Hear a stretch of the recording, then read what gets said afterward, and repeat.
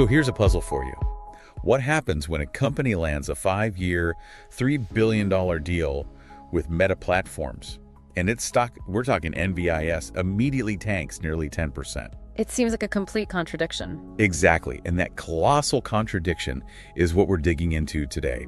Welcome to D-Risk, a podcast where we provide a no-nonsense analysis of stocks. And today, using our research captured on November 13th, 2025, we are focused entirely on Nebius Group. That's right. We're going to dissect whether this AI powerhouse is a deep value opportunity hiding in plain sight, or if it's simply a falling knife. To start, you have to understand the backdrop. The whole market is a bit anxious this morning. Holding its breath. Completely. Pre-market futures are basically flat. The S&P 500 is down, 3 basis points? It's nothing. So everyone's just waiting? Waiting for that crucial October Consumer Price Index report, the CPI. That's due out later today. So that caution is framing everything. Okay, so let's unpack the core tension with Nebius.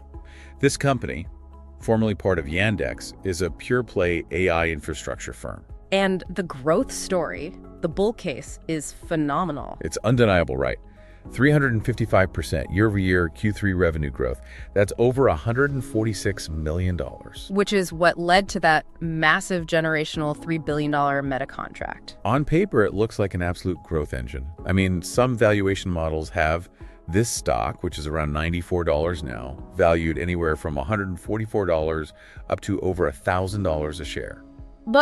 And this is but here's the financial reality that just spooked the street. Okay, hit me with it. While revenue is soaring, the company's net loss is also getting much, much wider. Why? Because scaling AI infrastructure demands immense front-loaded capital spending. We're talking massive capex for servers and data centers. And that kind of spending needs financing. Exactly, which leads directly to the bad news. They immediately announced an at-the-market equity program, an ATM program. Meaning they can sell new shares on the open market. Up to 25 million new shares. And that's what the market heard. Not the $3 billion deal, but the threat of massive dilution. So Meta throws all this money at them, but all the market sees is their high credit card bill.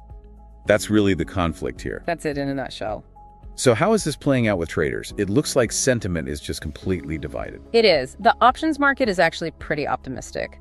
You've got a low put-to-call ratio of 0.6, so traders are betting on a bounce. But the other side of that coin? The other side is the short sellers, and they are standing firm. A huge 11.15% of the entire float is sold short. They're betting big on a decline. And right now, the bears are winning. Oh, they are winning big time. Because the technical picture is, it's unambiguously bearish. Yesterday wasn't just a pullback, it was a panicked exit. A nearly 10% drop on massive volume. Over 35 million shares. It sliced clean through the 50-day moving average, which was sitting around $109. That's a critical level. Right, so the technical damage is severe. That kind of volume suggests intense distribution. The big players were selling aggressively. And the momentum confirms it. The relative strength index, the RSI, is firmly down at 37.9. Sellers are in complete control. So if you put it all together, what's the verdict? Well, connecting that immediate capital pressure to the severe technical damage, our verdict leans toward a neutral stance, but really with a bearish bias. So you're saying the market is just completely fixated on the short-term problem? Yes. The dilution and the macro uncertainty from the CPI report, they're totally ignoring the 5-year stability that the Meta deal brings. The problem is the dilution is happening now, and the $3 billion in revenue is spread out over years. The short term is just destroying the long-term vision. Okay, so for anyone watching this today, what are the key battleground levels? What are the lines in the sand we need to track? The immediate floor, your support, is the recent low around $91.70. Watch that closely. And the invalidation, the point where the bulls might be back in charge.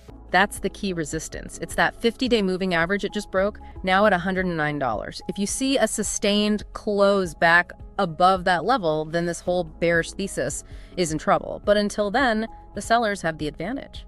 So Nebius has a $3 billion contract in one hand and a share printer in the other. And right now, the market is far, far more worried about the printer. That's all for this deep dive. Remember, this podcast is for informational purposes only and isn't financial advice.